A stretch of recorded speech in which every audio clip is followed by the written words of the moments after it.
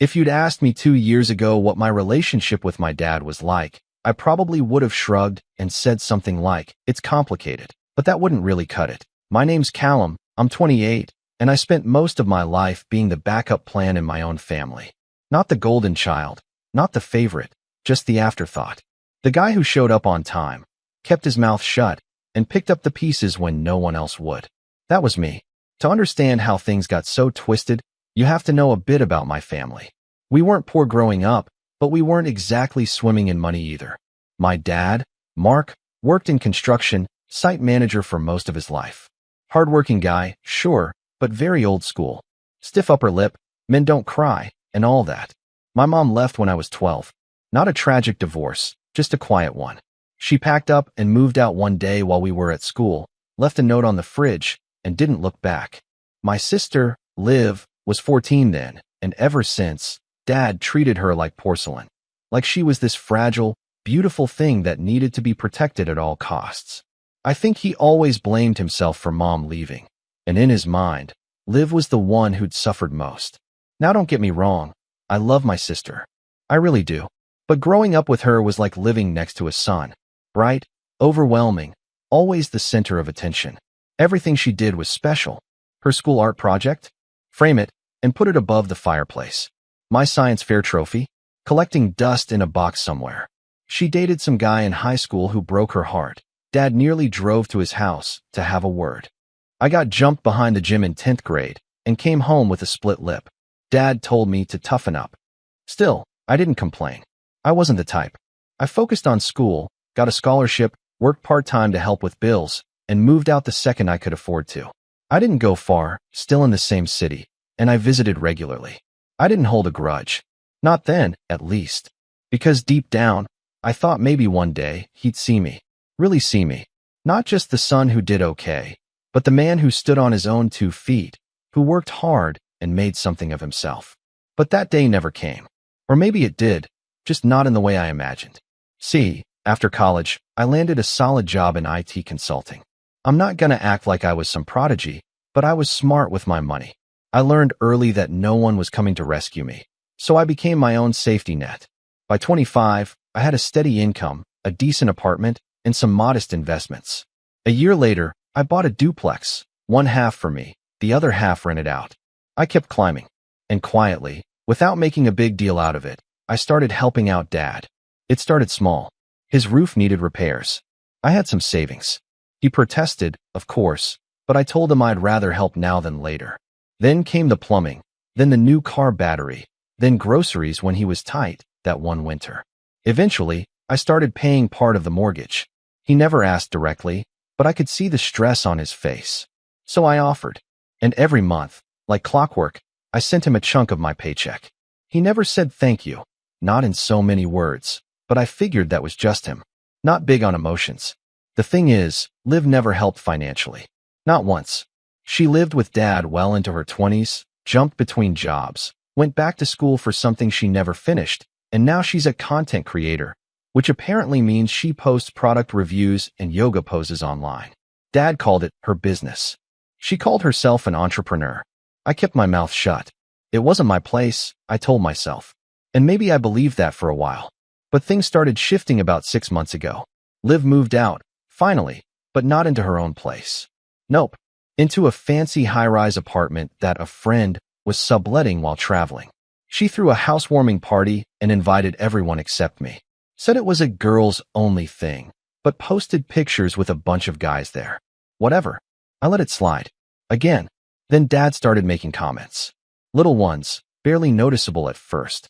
Like when I mentioned my job was stressful, and he said, "Well, you're not the only one who works, you know. Your sister's got 3 brand deals this month." Or when I visited after a long week, and he said, "Liv dropped by yesterday. She brought cookies. Said she's thinking of starting her own baking line." I'd nod, smile, pretend like that wasn't the most ridiculous thing I'd heard. But it got worse. One night, a few weeks ago, I stopped by after work. I was tired, starving, and just wanted to check in. Liv was already there, sprawled out on the couch like she owned the place, scrolling through her phone. Dad was in the kitchen, frying something that smelled vaguely burnt. I said, "Hey." No one responded. "Rough day." I asked, trying to break the weird tension. Dad grunted. Liv's thinking of starting a podcast, he said, like it was some monumental achievement. Cool, I said. What's it about? Life, family, wellness, stuff like that. Liv didn't even look up. You wouldn't get it. I bit my tongue. Right. We sat down to eat, and halfway through, Dad turned to me and said, You know, your sister's really making something of herself. I'm proud of her. I waited. Nothing else came. Just that. No acknowledgement that I'd helped keep the lights on in this very house. No nod to the years of quiet support. Just, live, always live. Then came the straw that snapped it all. Last Sunday, we were all at Dad's for dinner. Rare event. I brought over some steaks, thinking I'd treat them both.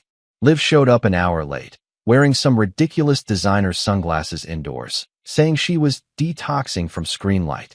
I don't know. I grilled, made conversation, tried to keep things light. But the whole time, Dad kept interrupting me to ask Liv about her social media numbers, her latest collab, or whatever other nonsense she was spouting. Finally, I cracked. I was talking about a project at work, nothing fancy, just something I was proud of, and Dad cut me off mid-sentence. Liv, you ever think about launching your own skincare line? I bet people would eat that up. I put down my fork. Dad, I was talking. He didn't even look at me. Yeah, but this is important. Something inside me just shifted. Of course it is, I said, quieter now. It always is when it's about her. That's when he turned. Actually looked me in the eyes. Don't start, Callum. You know she's had it harder than you. I stared at him. How exactly? She lost her mother. We both did. He shook his head, like I didn't get it. She's always been more sensitive. She needs more support. And I guess I'm just what? The utility bill. That's when he snapped. You'll always come second to your sister. That's just how it is. He said it like it was a fact. Like gravity. Like death. I didn't yell. I didn't curse. I just smiled, stood up, and said quietly, Then let her pay your mortgage. I'm done. His face didn't register what I meant at first. But Liv looked up, eyes wide. An hour later, after I'd gone home and ignored 5 missed calls, my phone buzzed again. I let it ring once, twice, 3 times. Then I picked up. Dad's voice on the other end was different. Shaky. Small. Wait, you were the one paying? Son, let's talk about this. I didn't answer right away. Because for the first time in my life, he sounded like a man who finally realized what he'd taken for granted. And I wasn't sure if I was ready to forgive that. I didn't call him back that night. I didn't text. I didn't respond to the 3 more voicemails that came in before midnight. The last one suspiciously slurred, like he'd cracked open that bottle of whiskey he usually saved for special occasions. I just sat on the edge of my bed in the half-dark, phone buzzing beside me, heart pounding in this weird mix of rage, disbelief, and something that felt a lot like grief. Not the grief of losing someone, no. It was the grief of realizing they were never really who you thought they were in the first place. It's strange, isn't it? How a single sentence can flip the whole story upside down. You'll always come second to your sister. Just 11 words, but they hit like a freight train. Not because I didn't already know, deep down, I think I always did, but because he finally said it. Out loud. No pretense. No excuses. No room for me to pretend otherwise. I didn't sleep that night. Just laid there staring at the ceiling, the words echoing like they were scratched into the walls. By morning, I'd made a decision. I wasn't going to be the silent son anymore. No more monthly transfers. No more quiet visits bearing groceries or gifts. No more free tech support for Liv's online brand. I was done. If they wanted to treat me like an afterthought, they could feel what life was like without me filling the cracks. Without me keeping the lights on, literally and figuratively. I blocked Dad's number for a week. Petty? Maybe. But I needed space. And in that space, something happened that surprised me. I started to feel lighter. The weight I'd carried for years, of obligation, of trying to earn love that should have been freely given, it began to lift. I went to work, came home, cooked for myself, watched terrible sitcoms, and for once, didn't feel guilty for just being. But peace, in my family, never lasts. It started again with a knock on my door. I live in a duplex, remember? The rental side had just been vacated. The tenants had moved out early, breaking the lease, but I didn't mind. They were decent people who communicated, and I figured I'd take my time finding the next renters. Maybe even renovate a bit. I hadn't told anyone yet. Definitely not Liv. So when I opened the door one Thursday afternoon, I was working from home and found her standing there with a stack of boxes in her arms and sunglasses perched on her head. I just froze. "Oh, good. You're here," she said, breezing past me like she owned the place. I blinked. "Liv, what are you doing?" She walked in, dropped the boxes on my kitchen counter, and exhaled dramatically. "Dad said I could stay in the empty unit while I figure some stuff out." "The building you know, downtown?" "My sublet?" "Yeah, they need it back early." "Some legal drama." "I don't know. I didn't read the whole email." "Anyway, this works out perfect." I just stared at her. "Dad said you could stay here?" "Yeah," she said, like it was obvious. "He told me you own the place." "I mean, I knew that. But he also said you'd be fine with it. Said you're always the responsible one." She smiled. That sweet, oblivious smile that had probably gotten her out of 100 jams. "Liv," I said slowly, "this isn't a guest room. It's a rental. I haven't offered it to anyone yet. And more importantly, you didn't ask me." "Oh, come on," she scoffed. "It's not like I'm some stranger. I'm your sister. You can't let me be homeless. I just need a few weeks. Maybe a month. 2 tops." I felt my jaw clench. "You're not homeless. You have friends. You have Dad's house." At that, her smile faded. She looked at me like I'd just kicked a puppy. "You know it's not the same. That house is falling apart. The AC doesn't even work." I crossed my arms. "Yeah, because I stopped paying for it." She blinked. "Wait, you paid for the AC?" "I paid for everything, Liv. The roof, the utilities, half the mortgage. For 3 years." She laughed, like it was the dumbest thing she'd ever heard. "Why? He never even told me that." "Because he never wanted you to see what he expected me to do for free." I snapped. "Because he knew if you realized, it might actually cost you something." Silence stretched between us. And then, with a pout, she said, "Well, that's between you and Dad. It has nothing to do with me." "Doesn't it?" I asked. "You waltz in here like you own the place, don't ask for permission, expect everything to be handed to you, and think that somehow doesn't connect?" She rolled her eyes. "You're being dramatic." That was rich, coming from her. I didn't yell. I didn't throw her out. But I did pick up her boxes, walk them back to the door, and say, "You're not moving in. Not now. Not ever. Find somewhere else." She left in a huff, muttering something about me being selfish. And I locked the door behind her. That night, the text came. From Dad. "You had one chance to do the right thing by your sister. 1. I hope you're proud of yourself." No hi. No. Thanks for keeping us afloat for years. Just pure, weaponized guilt. And for the first time in my life, I didn't care. But of course, they weren't done. 2 days later, I got a call from my bank. Someone, claiming to be me, had inquired about refinancing the duplex. The account rep flagged it as suspicious because you usually come in personally, Mr. Turner. I was stunned. I went down in person, filed a report, locked everything down tighter than a drum. And yeah, you guessed it, the inquiry came from my dad's home IP. I didn't confront him. I didn't yell. I just sat with that fact like it was a scab I couldn't stop picking. He was trying to leverage me. For what? For Liv? It all made sense then. The praise. The sudden interest in my property. Letting Liv believe she could move in. He never saw my home as mine. He saw it as a backup plan. For her. I thought that was the low point. It wasn't. The low point came the following weekend. I was grabbing lunch with my friend Dion, the kind of guy who tells it to you straight and has zero time for drama. We were catching up when he paused mid-bite and said, "Hey, isn't that your sister?" I turned. Sure enough, there she was, Liv, sitting on the patio of some bougie cafe, being filmed by some guy with a DSLR camera. She had a microphone clipped to her dress and was holding a coffee like it was a perfume bottle, slow motion swirling it while she smiled into the camera. Dion raised an eyebrow. What's she doing?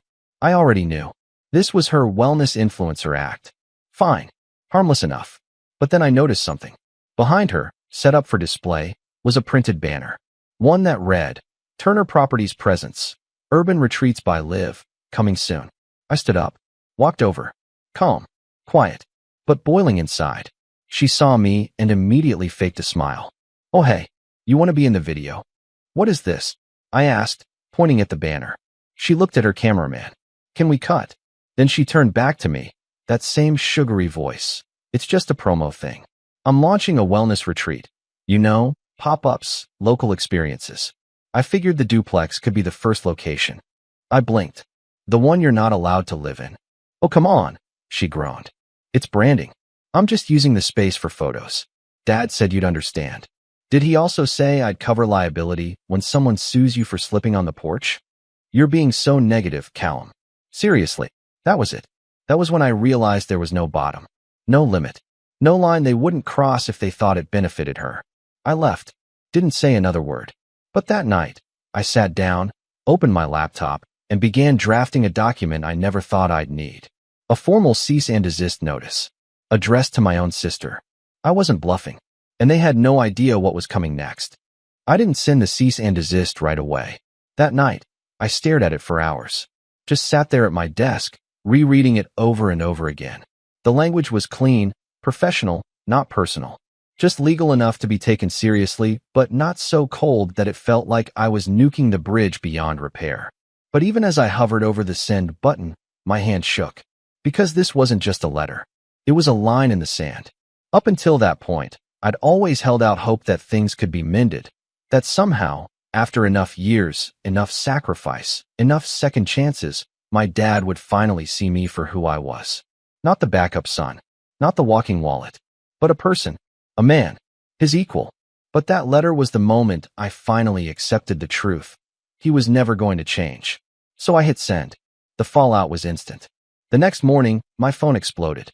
Texts, voicemails, even a missed call from a number I didn't recognize, which turned out to be my dad calling from his buddy's phone because I'd blocked him again. The messages all followed the same theme. How dare I threaten my own family? How ungrateful I was after all he'd done for me. How Liv was just trying to build something, and I was tearing it down out of spite. Spite. That word hit differently, because for the first time in my life, I realized I wasn't being spiteful. I was being free. But of course, my family didn't see it that way. I tried to go on like normal. I really did. I threw myself into work, said yes to every freelance offer I'd been putting off, and even booked a weekend hiking trip by myself, something I hadn't done in years. But something in me had cracked. That thing I'd been holding together for so long. The image of family, of duty, of being the bigger person. It had shattered. And in its place, just silence. For weeks, I didn't hear from them. Not Dad. Not Liv. Not even a distant cousin who used to send memes to the family group chat. It was like I'd been scrubbed from existence. And honestly, that part stung more than I expected. Because even if the attention had always been lopsided, it was still attention. Still something. Now I had nothing. And that was rock bottom. I'd never felt so alone. Not even when I was a kid, hearing my mom's suitcase zip shut behind a closed door. Not even in college, eating dry ramen for the third night in a row while pretending my scholarships covered everything. No, this was different. This was the loneliness of choice. Of walking away from people who were supposed to love you and realizing they never really did. Not unconditionally, at least. I stopped going to my regular grocery store. Didn't want to risk running into my dad. I ignored mutual friends who asked, "Hey, is everything okay with your family?" I even turned down a promotion at work because I couldn't focus long enough to fake enthusiasm during the meetings. I was spiraling, and I knew it. And then something strange happened. One night, about a month after I sent the letter, I came home and found an envelope taped to my door. No name, just the words, "Thought you should see this." Inside was a printed screenshot of Liv's Instagram story from the day before. She'd posted a video of herself at some retreat, not mine, thankfully, talking about her journey as a wellness entrepreneur. That wasn't new, but the caption below caught my eye. "So grateful to my amazing dad and business partner for making this dream possible. Couldn't have done it without your financial support. Hashtag family first, hashtag blessed. Business. Partner." I stood in my doorway for a solid 10 minutes, that paper fluttering in my hand, as the implications sank in. She was using him, not just emotionally, not just for validation, financially, and he was letting her. All those months, maybe years, that he'd told me he was struggling, that Liv was finding her footing, that there wasn't enough to go around. And meanwhile, she was using him like an ATM. That night, I poured myself a drink, sat on my back patio, and just let it all burn. Not physically, of course, but in my head, I lit the whole house down. All the lies, all the expectations, all the guilt I'd carried for years. I pictured it all going up in smoke. And by the time the sun rose, I wasn't angry anymore.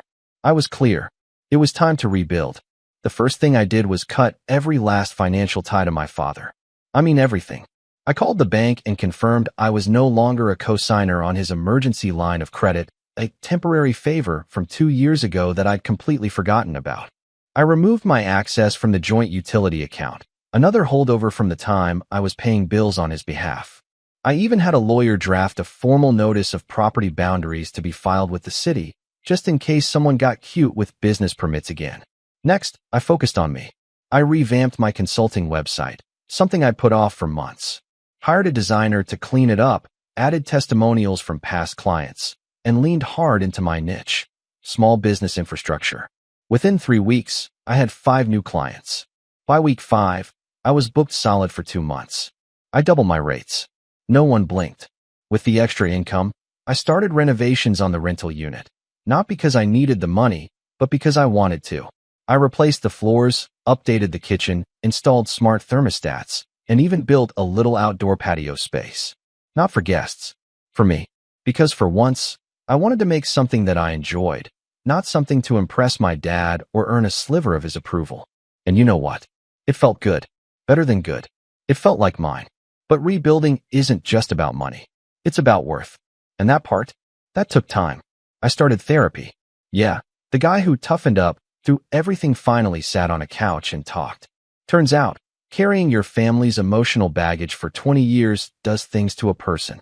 I learned about enmeshment, about conditional love, about the way I'd spent my entire adult life trying to earn scraps of affection by overperforming. And then I stopped doing that. I stopped fixing people's laptops as a favor, stopped answering late-night texts that read, "Hey bro, quick question about Wi-Fi." I stopped showing up out of guilt. And slowly, I started showing up for myself.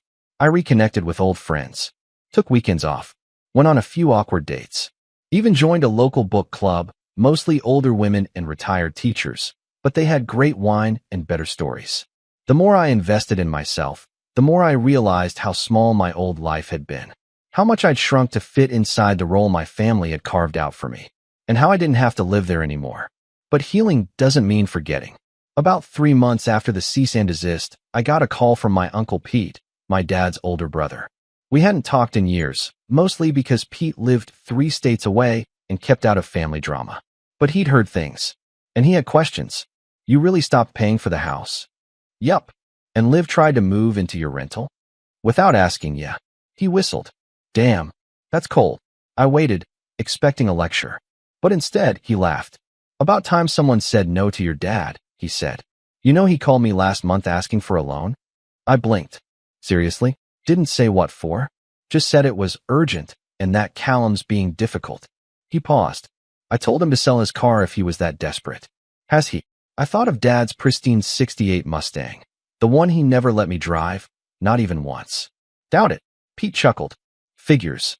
That call stayed with me, not because of the Mustang, but because, for the first time, I realized the cracks weren't just visible to me. Other people were starting to see them, too. And those cracks? They were about to split wide open. Because what I didn't know, what none of us knew yet, was that Liv's so-called business. It was a house of cards, and it was about to come crashing down. It started with a ping. Late one night, I was sitting at my desk, invoices done, tea in hand. One of those chill evenings where the world feels finally, blessedly quiet. I was browsing LinkedIn, of all places, responding to a request from a client who wanted a testimonial blurb featured on his company's page. And that's when I saw it. Right there, under people you may know. Olivia Turner, founder and CEO at Urban Retreats by Liv. That wasn't the shocking part. What was shocking was what came next. Her tagline read, "Building a wellness empire through holistic experiences and short-term property investments. First location fully operational. Expansion underway. Open to partnerships. Short-term property investments? First location?" I clicked through, pulse rising. There, right in her experience section, she'd listed the duplex. My duplex. Transformed a rundown rental into a high-end wellness retreat for creators, entrepreneurs, and influencers.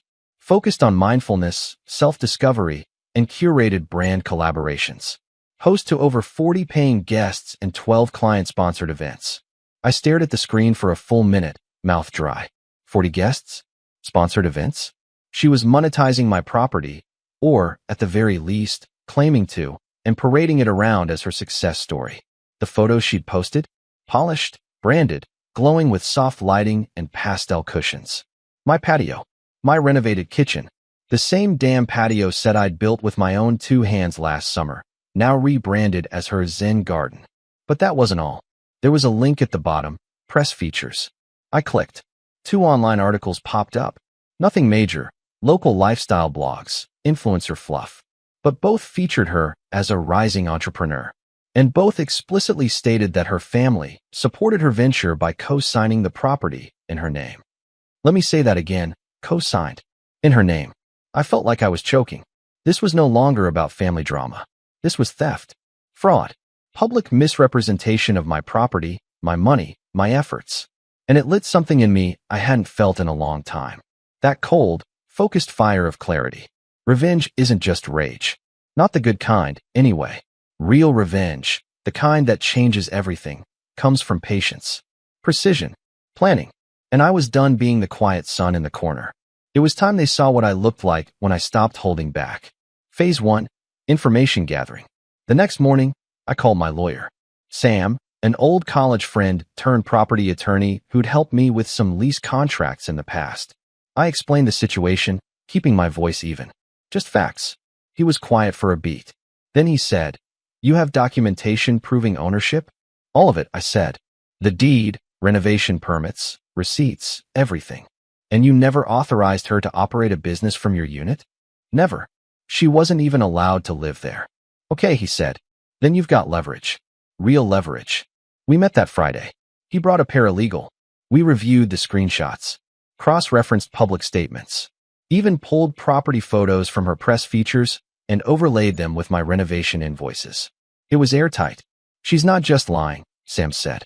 "She's potentially opened herself, and your father, if he's listed on anything, up to liability." That caught my attention. How so? If she's hosted paid guests in a residence not zoned for that kind of activity, and something goes wrong, slip, injury, anything, you could be on the hook. Unless, of course, we draw a very public line between you and her. Public line. I like the sound of that. Phase 2, the quiet strike. Before I could make any moves, I needed to know how deep the hole went. So I started poking around. I created a fake account, nothing sketchy, just a clean burner email with a vague username, and messaged her business profile asking about retreat availability. The reply came back within hours. "Hi, love. Thanks for reaching out. We're currently booking for the September Creator Detox Weekend. 3 nights, yoga, guided journaling, brand vision board sessions, all meals included. $549 per person. Spots limited to 8 guests. 8 guests. In a 2-bedroom duplex unit. Even with a fold-out futon, that was absurd." I replied, asking for photos of the space. She sent the same ones from the article, complete with fake branding and a logo watermark. But here's where it got wild. At the bottom of her message, she included a document link for payment and waiver forms. I clicked. The waiver form was a mess, legally void, probably stolen from a template site. But the payment link? That led to her personal Venmo. Not a business account. Not a payment processor. Just Liv's name with little sparkles around it, and the emoji woman in lotus position as the profile pic. She wasn't just unprofessional. She was reckless. I saved everything. Screenshotted. Backed it up. Sent it to Sam. "You want to scare her," he said. "Or bury her?" "Neither," I said. "I want to expose her. But not yet. Because something told me, some whisper in the back of my head, that this rabbit hole went deeper. And I wasn't wrong. Phase 3, the paper trail. The next few weeks, I kept my distance. Didn't message her. Didn't show up to family functions. Didn't respond to the one awkward voicemail from Dad saying, "Hey, Liv mentioned you've been, upset. Maybe we can talk soon." Instead, I watched. And waited. I checked property listings. I set up alerts. And sure enough, one day it happened. A zoning complaint. Filed anonymously, but marked on city records. Suspected illegal use of residential property for commercial lodging. Guess whose address it was? Mine. But here's the kicker. I hadn't filed it. Someone else had. I showed it to Sam. His eyebrows lifted. "Looks like a neighbor beat you to it. Think it'll stick?" "It's a start," he said. "Let's add to the pile." Phase 4, the trigger. Now I knew Liv. I knew she was bold, cocky, and careless. But I also knew she couldn't resist the spotlight. So I gave her one. I reached out, through the burner, and offered to feature her retreat on a new wellness blog I was starting. She took the bait instantly. Within 2 days, she'd sent a media kit, bios, even a brand story about how she and her father worked tirelessly to invest in a broken-down property and turn it into a community oasis. I almost laughed. Almost. But I had everything I needed. I built a fake landing page, clean, professional, with just enough fake reviews to look legit, and published her interview, complete with her own words, inflated guest numbers, and a direct quote about investing our family money into the business. Then I emailed the article, anonymously, of course, to 3 local small business newsletters, 2 zoning offices, and 1 lifestyle blogger with a reputation for sniffing out influencer scams. I didn't include a single lie, just her words. And her consequences. The dominoes were lined up now. All it would take was a little push. And Liv, God bless her, gave it to me. She posted a celebration story to Instagram a few days later. Champagne glass in hand, laughing with 2 friends on the porch of my duplex. The caption? When you realize you're too powerful to be stopped clinking glasses. I read it, smiled, and opened my inbox. Because that morning, I'd received something beautiful. A cease and desist letter. Addressed to her. Not from me this time, but from the City Office of Residential Compliance. Apparently, someone had traced her retreat ad to an unlicensed commercial activity on a residential zone, my zone. In the city? They didn't play games. They gave her 2 options. Pay a fine and cease operations immediately, or escalate it to court and risk higher penalties. Either way, the lie was collapsing, and all I had to do was sit back and wait. But I wasn't done yet. Because revenge isn't just about watching someone fall. It's about making sure they know why. The letter must have hit her like a freight train. 3 days after the city's cease and desist went out, Liv's Instagram went dark. No news stories. No filtered photos of avocado toast or candid yoga poses in front of my patio garden. Her last post, a wide shot of a brunch table with the caption, "Always building," was suddenly flooded with comments. Didn't you lie about owning the property? Wait, weren't you just fined by the city? I knew this retreat was sketchy. Girl, this is someone else's house. Her replies were either deleted or replaced with a single emoji. That was Liv, all right. When backed into a corner, play it cool, pretend it's all noise. But she hadn't just been exposed. She'd been documented, and her own arrogance had handed me the perfect follow-through. I wasn't interested in dragging her through court or suing her for the money. Truth be told, I didn't care if she scraped by or landed a brand deal next week. I didn't want her broke. I wanted her irrelevant. I wanted the world she built on lies, the curated identity, the fake empire, the unearned spotlight, to collapse under the weight of its own fiction. So I went quiet. I didn't gloat, didn't reach out. I just watched as the tide turned.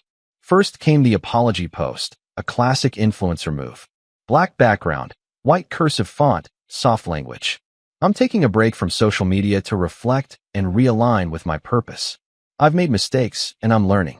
Please respect my journey. No mention of me. No ownership of the lies. But that was fine. Her silence spoke louder than any caption. But the real fallout didn't happen online. It happened at home. 2 weeks after her disappearance from the internet, I got a knock at my door. I almost didn't answer it. But something in me, maybe curiosity, maybe instinct, made me open it. It was Dad. But not the dad I'd known. Not the man who barked orders or stormed around the house shouting about loyalty and pride. This version looked deflated. Hair messier. Shirt wrinkled. A man who'd finally realized his throne was made of sand. He stood there for a long moment before speaking. "Hey, Cal." I crossed my arms. "Surprised you're here." "I deserve that," he said. Silence stretched. Then, almost reluctantly, he added, "I heard about the cease and desist. City called the house." I said nothing. He looked down at the porch. "You know, when your mom left." I didn't know what to do. Liv cried every night. She barely ate. "And you? Well, you just got quiet." I kept my expression flat. "So you decided to make it up to her by forgetting I existed?" His eyes flinched. "No, that's not." He caught himself. "That's not what I meant to do. But it's what you did."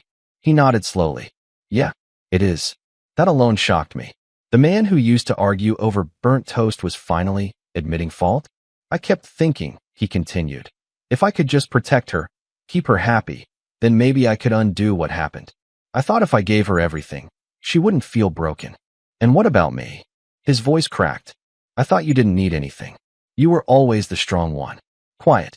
Smart. I figured you'd be fine. I exhaled, a cold laugh escaping my throat. You know what's funny? That's exactly how people justify neglect. He didn't argue, didn't offer excuses. He just stood there, swallowing his pride like it tasted like vinegar. I came to say I'm sorry, he said. For everything. I stared at him. For once, I let the silence speak. Then I asked, what happened with Liv? He sighed. She's back at the house. Moping. Complaining. Blaming cancel culture. That sounded about right. Her sponsors dropped her. Someone posted screenshots of her waiver forms. Said she'd been charging people for retreats without proper licensing. One girl even hinted she might sue. Is she? No. I don't think she can afford a lawyer. A beat passed. Then Dad said something I never thought I'd hear. She asked me to co-sign a loan to help her start over. Said she needed to rebrand. Said her reputation took a hit, but she's still a visionary. I snorted. Did you do it? He looked at me with the tired eyes of a man who'd finally realized he'd been digging his own grave for years. I said no. Now that surprised me. I told her if she wanted to build something, she'd have to do it on her own. No handouts. No shortcuts. He paused. And then she screamed at me. Said I was just like you. I raised an eyebrow. That's new. She meant it as an insult, he added, voice low. But it was the first time I took it as a compliment. We stood there for a while, father and son, on opposite sides of a door that had stayed closed too long. Finally, he asked, can I come in? I thought about it, then shook my head. Not yet. He didn't argue, didn't look offended. He just nodded, stepped back, and said, fair enough. I'll wait. As he walked away, I didn't feel triumphant. I didn't feel vengeful. I felt clean, like I'd rinsed off years of guilt and finally walked out from under a storm I didn't realize I'd been standing in. 3 months later, I rented the duplex unit out to a young couple starting their first business, a local artist and her partner, a therapist. They were kind, professional, paid on time. They painted the back fence and planted herbs in the little garden Liv once used as a backdrop. They didn't rebrand it. They just lived in it. And that was enough. 6 months later, I gave a talk at a small tech conference about pivoting careers and building healthy boundaries. A former client introduced me as the guy who saved our company and never asked for credit. It wasn't a big event, maybe 30 people. But afterward, 2 of them came up and asked to hire me. One of them is now a retainer client paying me more monthly than I used to make in a whole quarter. And Liv? Well, her influencer career never recovered. She tried starting a podcast. It lasted 2 episodes. Tried rebranding as a life coach. No traction. Her last attempt was a GoFundMe campaign titled Support a Female Entrepreneur Rebuilding After Hate. It raised $48. From what I hear, she moved back in with Dad. Still chasing something. Still posting filtered selfies like nothing happened. And Dad? He sends me texts sometimes. Short ones. Just, hope you're good. Or, saw a Mustang on the road today. Thought of you. I don't always reply. But I don't delete them either. Because some wounds scar over. And some just stay open. But either way, I've learned how to walk without limping. The last time I drove past Dad's house, I noticed something. The porch light was off. Not broken, just off. The yard was quiet. And for the first time in years, I didn't feel like I needed to go knock. I already had my own home, my own light. And I'd finally learned that no matter how loud the world gets, there's something powerful about being able to close your own door and choose peace. So just like, I want to make sure that he's okay, you know?